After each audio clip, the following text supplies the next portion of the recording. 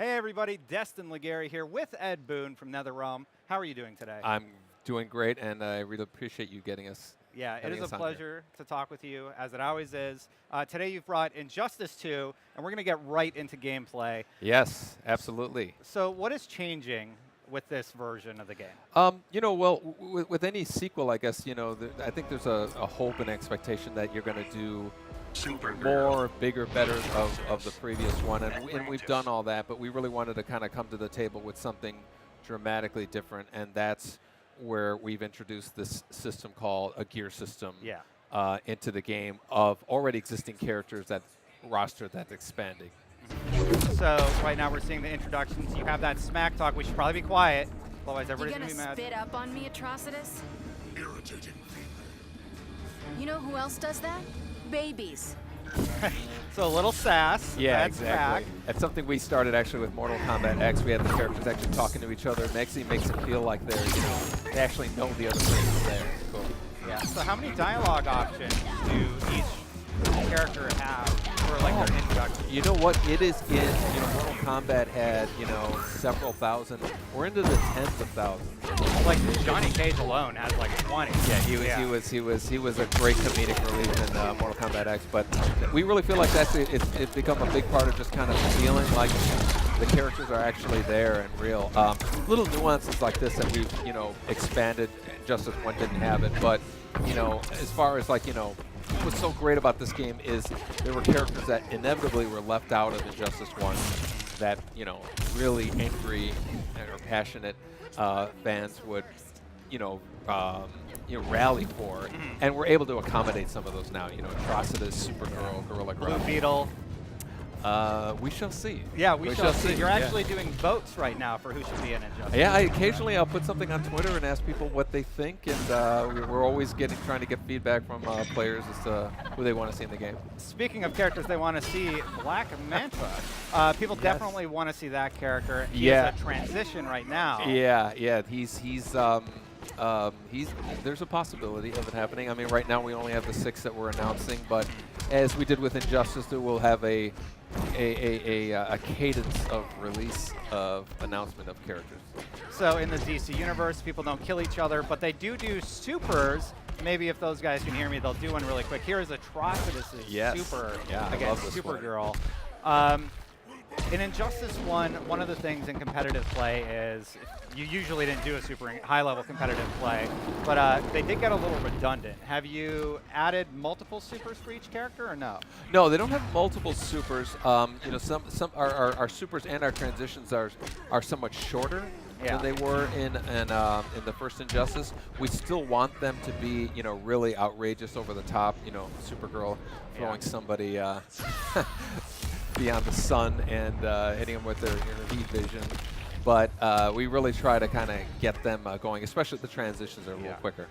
So I just noticed her super alone did 32, and then she did something that bumped it up to 42% damage. How did that happen? The supers are actually, there's an interactive element to our super moves now. Okay. And so there are opportune moments at a super that a player can press a certain button or do a different combination that will actually bump the damage up. And we're not documenting them anywhere. It's just there for people to discover, kind of like our original fatalities that were in Mortal Kombat. And brutalities in Mortal Kombat X. Exactly. We never document them. We just let people discover them, and it's amazing how players find that stuff. And with the FAQs and all that stuff, it's suddenly documented. Yeah. We're looking at Atrocitus and Supergirl right now. Atrocitus brings out Dexstar. What is Supergirl's power when activated? Supergirl is her heat vision. She can fire off a number of individual shots, and she can vary them up. And so she's a very good kind of distance character, but her heat vision is her main kind of power that she uses. Got it. So we show the level transition. The level interactables are back. We have some of the balls in the middle there that you can swing off of, or do you throw them down? Okay, it looks like you throw them down. And yeah, so we've looked at these two characters. We're going to check out some of the new guys in just a second. Yeah, we can check out Gorilla Grodd and maybe a character like Superman or something. Yeah, see what their super moves are like. Let's see Grodd and Superman face to face, and I definitely want to see my man Batman go against Aquaman, who you somehow made cool. Yeah. That was you know, Aquaman's shark super move was probably one of the most, you know, biggest wow moments that we had in the first Injustice game. And you know, starting this game off right off the bat, we decided, you know, we have to top that. I think we actually managed to top it. For some people who've seen it, it's really perhaps the coolest super move that we've made to date. But the first Injustice game set such a high bar for that stuff. It's really becoming tough to think of. Right now we're seeing kind of their default gear sets, right? This is how you start. Yeah. How does that progression system work? Well, after the match, you know, the players during the victory scheme will see basically drops of gear, and the gear is not only just like a visual aesthetic, like you can actually, Superman has like a certain headgear that'll get, but it actually affects your gameplay. It actually powers up. And so there's a number of ways, whether it's your strength, your defense, your special abilities, you can enhance your abilities, you can actually unlock moves. And so your character is constantly in this process of being upgraded. You're literally molding your characters together and creating your version of Superman. So your version of Superman after, let's say, 3 weeks of time of leveling him up is going to look different than mine, and it's also going to have different attributes, and you might have a move that's unlocked that I don't. So it's a very personalized version of the characters. And there's thousands of variations, right? Absolutely. There's I don't want to use the word infinite, but it's way up there. It's crazy how that's really like one of the goals that we're with, you know, our games that we've been trying to do is to add customization and things that like where the player is involved in kind of shaping the character. That's the theme of this game. Got it. So basically what you're saying is there's no way you could ever see this at EVO.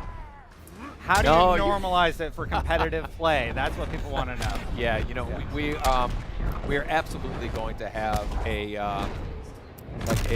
mode of play that is kind of like a normalized, more you know, even level playing field of the characters. We really want people to get into to the building up of their characters, but at some point we need a competitive aspect. The EVOs and all the other great fighting game tournaments that are going on, and so we need some avenue, and we will have an avenue of an even play field. Well, what about just people like me who are like okay at the game, but I'm not like a top tier player? Is there going to be a ranked mode? Oh, yeah. And in ranked mode, will I be fighting people with crazy gear sets? I suspect, you know, well, the game doesn't come out until 2017, so we haven't fleshed out all the details, but I would imagine exactly like you had said, you know, if somebody wants to play ranked with their leveled up character, we should provide them some kind of a venue for that. And at the same time, somebody might want to play in a, you know, tournament kind of setting and rank himself with that. So I'd be surprised if we didn't accommodate both of those players. Yeah. Next up, we're going to take a look at Batman and Aquaman on a different map, ideally. Yes. I really like the Metropolis map, and there's some lore there in the background. We saw it in the trailer. Yeah. So Batman, there's Superman statues in the background holding Lois Lane, but Superman was the villain of the first Injustice. Yeah. What's going on in that level? Yeah, you know, that currently that background is kind of like inspired as like a memorial, you know, I don't want to give away too much of the story. Yeah. But you know, there is certainly a there are some who are vested interest in bringing Superman back to power, have an incentive to do that, and so some of them were involved in some of the construction of some of the arenas, and so we have a lot of that will be explained when the story comes in. But yeah, some are vilifying Superman, and some are kind of making him a hero. Exactly. Interesting. So there's two perceptions about what Superman did. Exactly. There's certainly a divide there. Okay, level transitions are back. The one on this stage is on the far right. Oh yeah, this is great. We're you actually knocked your opponent outside. And how are you changing these in any way? They're just kind of there as Well, they're shorter, first of all, and so you see quickly the action starts up again. But we do have the the different kind of palette of options, and objects in the background that you can fight with. That's always been kind of like the signature thing with Injustice is the arena. You always describe it as almost like the third character. It's like a considerable involvement in how you play the game. In the first Injustice, I would constantly pick Aquaman stage because it didn't have stage transitions. I know you can turn them off. Yes. But are there levels like that in Injustice 2? Yes, we are going to have some that are just single arena, and this is that Aquaman we were talking about.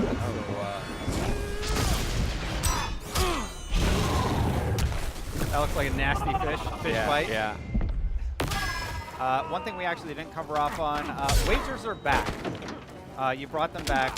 There's definitely some facial animation going on. Tell me about that. Well, like one of the things that again we're trying to really do with Injustice 2 is have the players interact and acknowledge each other as much as possible. So the Clash system really gets them a chance to talk. The intros that we were seeing have them talk. There's so much lore with these characters. So much like some of their conversations make reference to some of the famous, DC comics that have come out over the years. So there's great nods to that, and so that's always exciting when you hear something. It's like, oh, I remember that from, Flashpoint or something like that. So Yeah. really This stage, is this a reference to a comic, or because our comics editor thought it was a reference to one of the Infinite Crisis stages? This is really part of the continuation of our story. It involves a rebuilding of Metropolis, and so that's again part of the story of who is the on the side of wanting Superman to his regime to be happening again versus Batman's side. Batman got some new gear here. Could we? Oh, never mind. They switched out. That's okay. Let's check out the last stage, and maybe we could go into the gear system really quick and showcase some of the different stuff that people can equip. Sure, absolutely. Yeah. Yeah. So this is your gear menu where you can kind of look at everything you've unlocked and then equip it to each character. Exactly. When you're playing the game and you're getting very frequent drops, a lot of drops of gear. You don't want to equip yourself with every single thing that you get. Something might not be as good as your strategy if you want more defensive stuff and then you're getting it. But this lets you basically manage it. You can see all the stats related to it. We have these things that we're currently calling X stats. You can change the color palette of your character and kind of like sculpt the version of the character that you want as far as its looks as well. Yeah, so you can design them aesthetically, but if we look at the stats here, level 20 looks like the max level. You hack the system a little bit. Then you got strength, ability, defense, and HP. I was talking about normalizing before. Like, I'm very confused about how you're going to manage to do that. There just has to be like stats off, cosmetic only. Yeah. Well, exactly. And the we really want you to strive to get those stats as high as you can as far as like playing against other people's characters. Yeah. But like I said, if you go to a tournament, you're not bringing all your characters with you, and so you want some base level that will be the tournament setting. Definitely. So now they're geared out. How is this going to change the play style? Well, each character has a number of parts on their costume that they can change. It's actually different for each character, and so the original version of your character has certain stats, and then each one of those is upgraded with those with the gear pieces that they have. I haven't memorized each one of those that they does. There's literally thousands of them, and there's a certain amount. Yeah, like our eye lasers were purple there. Exactly. That's one of the some of the visuals. Some of them are aesthetics too. Like want the different color eye lasers. Some are aesthetics and statistics. If we could really quick, let's see that stage transition for the Metropolis one. I'm kind of cueing the guys in the background playing the game like, hey, do that stage transition on the other side. So aesthetically, Batman changes, but you can also unlock certain moves. Yes. What kind of moves can you unlock? Well, when you have the game, you start off with Batman, you're going to have a super number of moves. You throw a batarang, throw it at an angle, use their grappling hook. There is a triple triple batarang throw that you can unlock, and those become part of your arsenal of characters while you're wearing that, while you're leveled up to that point.